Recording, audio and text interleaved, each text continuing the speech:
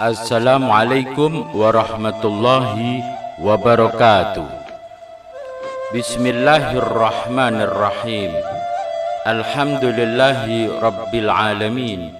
Allahumma salli ala sayyidina Muhammad wa ala ali sayyidina Muhammad. Selamat datang kembali di channel Cahaya Gusti. Pada pertemuan ini kita akan membahas tentang Idul Adha, menyembelih sifat hewani dalam diri. Idul Adha juga dikenal dengan sebutan Hari Raya Kurban. Secara bahasa, kurban berasal dari kata qaruba yaqrubu qurbanan, artinya mendekatkan diri. Sedangkan menurut istilah agama adalah menyembelih hewan pada hari Idul Adha dan tasyrik dengan niat untuk mendekatkan diri kepada Allah Subhanahu wa ta'ala. Selama ini kurban hanya dimaknai penyembelihan hewan kurban saja. Jika memang demikian itu, maka yang beruntung adalah hanya orang yang kaya, orang yang mampu membeli hewan kurban. Sedangkan orang yang miskin dan tidak mampu, maka tidak bisa melaksanakan kurban. Padahal yang bisa mendekatkan diri kita kepada Allah itu bukan darah dan daging kurban, melainkan ketakwaan kita kepada Allah. Allah Subhanahu wa ta'ala berfirman, la yanalallaha luhumuha wala dima'uha walakiyyanaluhut taqwa minkum kadzalika sakhkharaha lakum litukabbirullaha ala ma hadakum wa basyiril muhsinin. Daging atau hewan kurban dan darahnya itu sekali-kali tidak akan sampai kepada Allah, tetapi yang sampai kepadanya adalah ketakwaan kamu. Demikianlah Dia menundukkannya untukmu agar kamu mengagungkan Allah atas petunjuk yang Dia berikan kepadamu, dan sampaikan kabar gembira kepada orang yang berbuat baik. Al-Quran Surat Al-Hajj ayat 37. Ibadah kurban dengan cara menyembelih binatang ternak, misalkan unta, sapi, kerbau, dan kambing, bukan dengan pengorbanan harta benda yang lain. Ini adalah simbolisasi dan pesan moral secara khusus dari Allah yang Maha Pencipta kepada umat manusia yang kebanyakan bermental rendah, yaitu jiwa binatang atau jiwa bahimi. Walaqad dzara'na li jahannama katsiran minal jinni wal insi lahum qulubun la yafqahuna biha walahum a'yunun la yubsiruna biha walahum adhanul la yasma'una biha ulaika kal an'ami bal hum adall ulaika humul ghafilun. Dan sungguh akan kami isi neraka jahanam banyak dari kalangan jin dan manusia.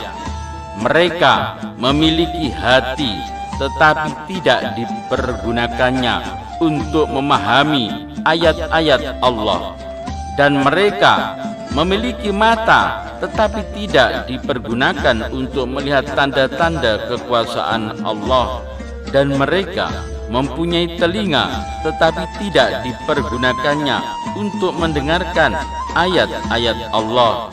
Mereka seperti hewan ternak, bahkan lebih sesat lagi. Mereka itulah orang-orang yang lalai. Al-Quran Surat Al-A'raf ayat 179. Jiwa bahimi atau jiwa binatang ternak dalam ayat tersebut, jiwa binatang ternak dalam ayat tersebut adalah simbol orang yang orientasi hidupnya atau tujuannya hanya mengejar kenikmatan badani seperti makan, minum, hura-hura, dan seks. Itulah tujuan kebanyakan manusia dalam kehidupannya yang harus dikorbankannya. Manusia itu mempunyai karakter al-bahimiyah, yaitu sifat hewan yang apabila telah menguasai dirinya, ia akan rakus, suka mencuri, makan berlebihan, tidur berlebihan, dan bersetubuh berlebihan, suka berzina, berperilaku homoseks, dan lain sebagainya. Jika sifat-sifat hewani dalam diri manusia tidak dihilangkan dan dibersihkan, yang disimbolkan dengan binatang ternak itu untuk dijadikan kurban, maka jiwa hewani tersebut akan menghalangi kita untuk takorruban, yaitu mendekatkan diri kepada Allah. Oleh karena itu, dalam ayat lainnya, Nabi Ibrahim juga pernah diperintahkan oleh Allah untuk menyembelih 4 ekor burung. Wa idz qala Ibrahimu rabbi arini kaifa tuhyil mauta qala awalam tu'min qala bala walakin liyatma'inna qalbi qala fakhudh arba'atam minat tayri fasurhunna ilaika thumma ja'al ala kulli jabalin minhunna juz'an thumma da'uhunna ya'tinaka sa'ya wa'lam annallaha azizun hakim.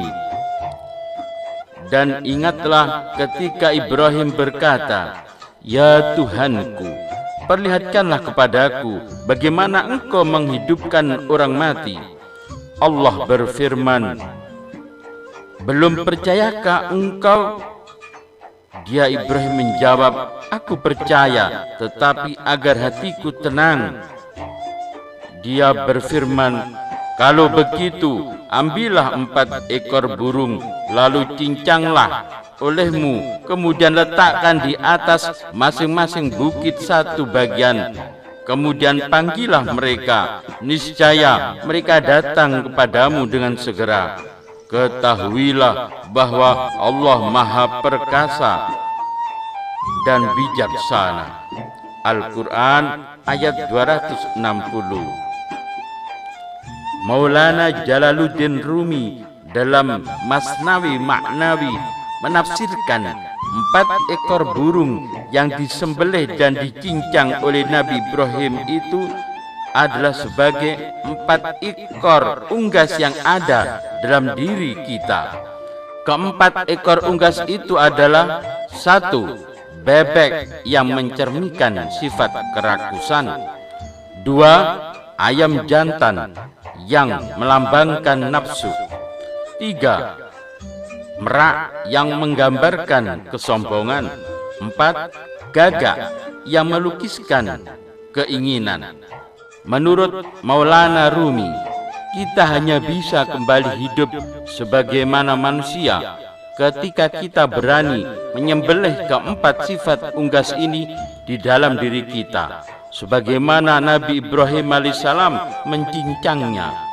Di antara keempat unggas ini, bebeklah yang paling mewakili karakter kebanyakan kita.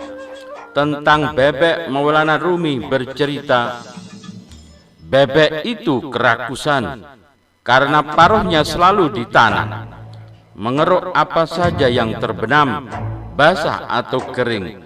Tenggorokannya tak pernah santai, sesaat pun ia tak mendengar firman Tuhan.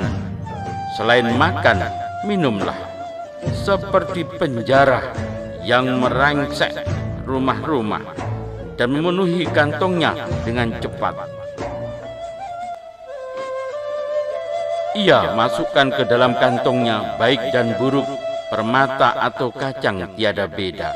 Ia jejalkan ke kantung basah dan kering, khawatir pesaing akan merebutnya.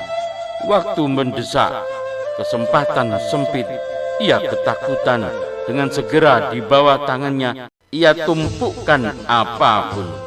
Saat ini efek adanya pandemi corona, ekonomi semakin susah dan sulit. Untuk itu, tidak usah bingung dan jauh-jauh dalam mencari hewan kurban yang akan disembelih pada hari Idul Adha. Cukup mencari ke dalam diri kita. Ternyata dalam jiwa kita adalah kebun binatang yang besar, isinya penuh dengan aneka ragam hewan. Dengan menyembelih atau mengalahkan sifat-sifat hewani dalam jiwa kita, sehingga semua sifat binatang dalam diri kita menjadi hilang, sehingga kita bisa mendekatkan diri kepada Allah. Maka itulah hakikat kurban yang sebenarnya. Dari penjelasan di atas, semoga jiwa kita tercerahkan dan bercahaya. Sampai jumpa kembali. Wassalamualaikum warahmatullahi wabarakatuh.